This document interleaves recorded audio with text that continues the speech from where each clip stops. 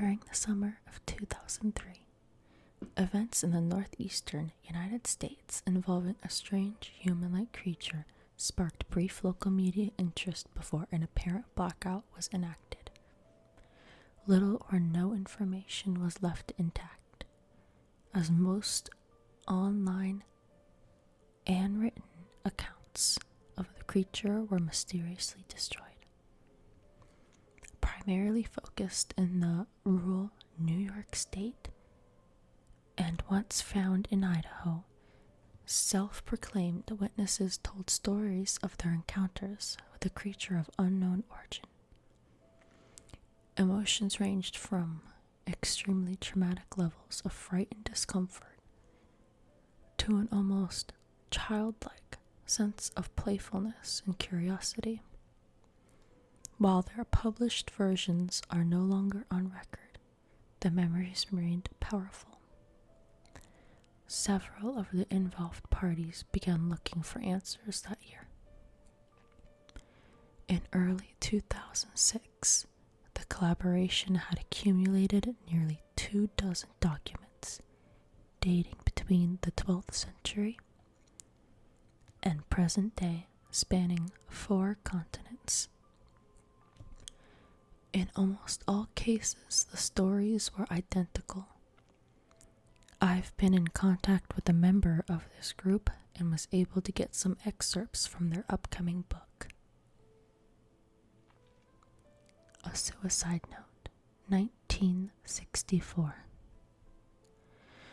As I prepare to take my life, I feel it necessary to assuage any guilt or pain I have introduced through this act. It is not the fault of anyone other than him.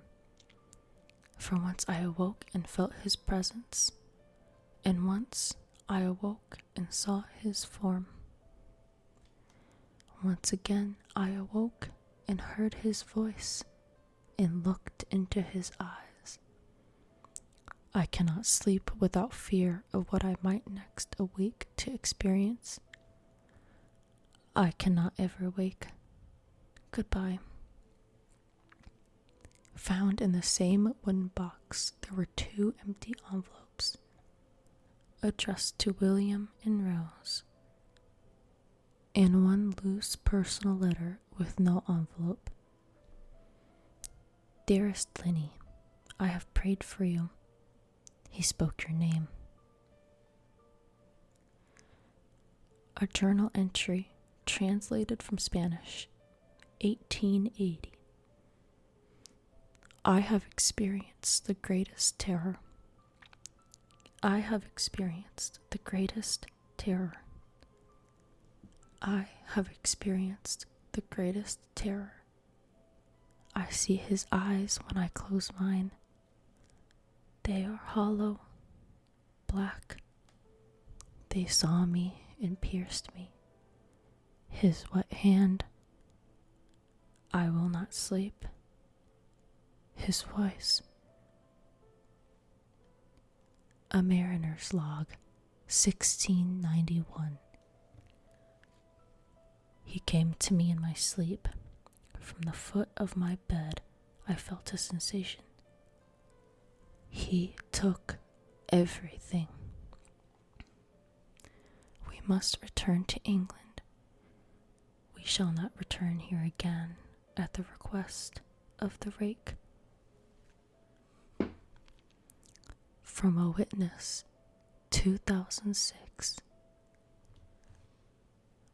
3 years ago, I had just returned from a trip from Niagara Falls with my family for the 4th of July. We were all very exhausted after a long day of driving, so my husband and I put the kids right to bed and called it a night. At about 4 a.m., I woke up thinking my husband had gotten up to use the restroom.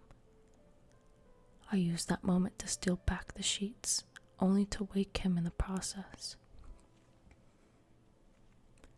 I apologized and told him I thought he got out of bed. When he turned to face me, he gasped and pulled his feet up from the end of the bed so quickly. His knee almost knocked me out of the bed. He then grabbed me and said nothing. After adjusting to the dark for half a second, I was able to see what caused the strange reaction. At the foot of the bed, sitting and facing away from us, there was what appeared to be a naked man, or a large, hairless dog of some sort. Its body position was disturbing and unnatural, as if it had been hit by a car or something. For some reason, I was not instantly frightened by it, but more concerned as to its condition. At this point, I was somewhat under the assumption that we were supposed to help him. My husband was peering over his arm and knee, tucked into the fetal position, occasionally glancing at me before returning to the creature. In a flurry of motion, the creature scrambled around the side of the bed and then quickly crawled in a flailing sort of motion right along the bed until it was less than a foot from my husband's face. The creature was completely silent for about 30 seconds, or probably closer to 5. It just seemed like a while.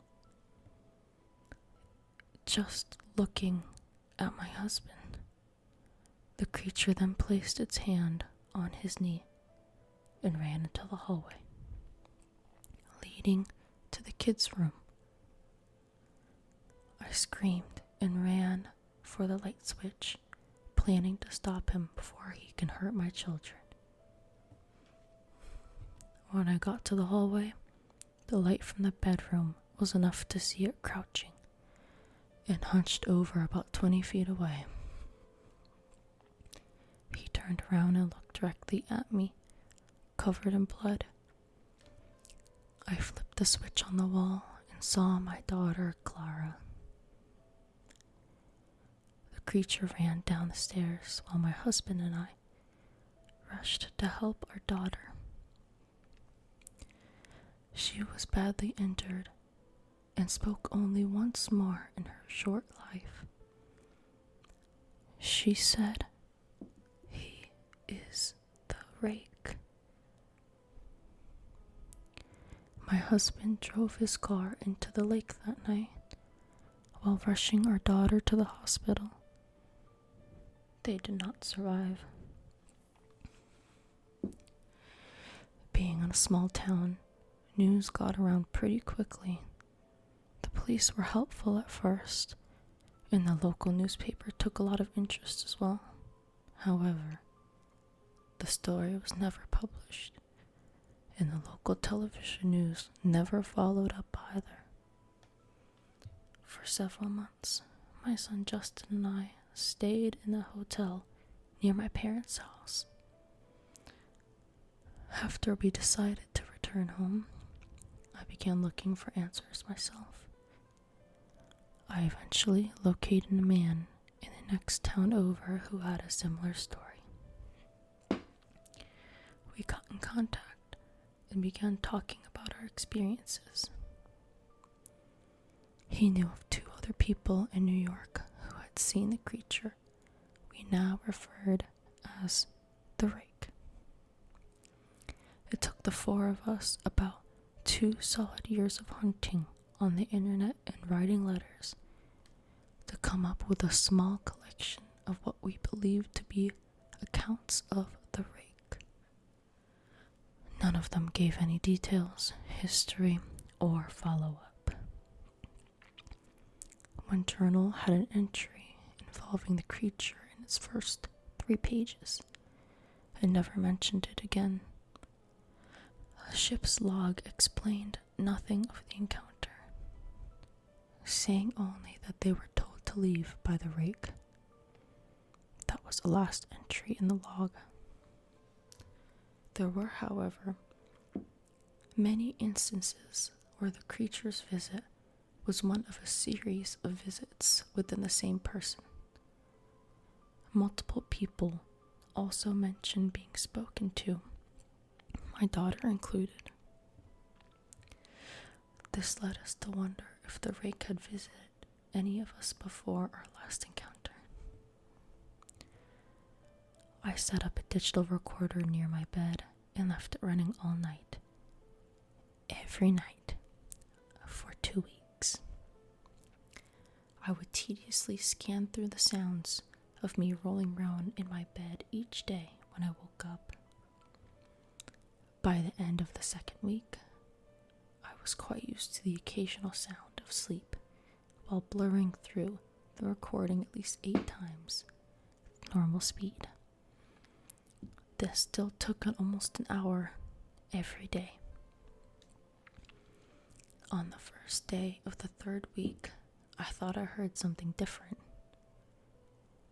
What I found was a shrill voice. It was the Rake. I can't listen to it long enough to even begin to transcribe it. I haven't let anyone listen to it yet. All I know is that I've heard it before, and I now believe that it spoke when it was sitting in front of my husband.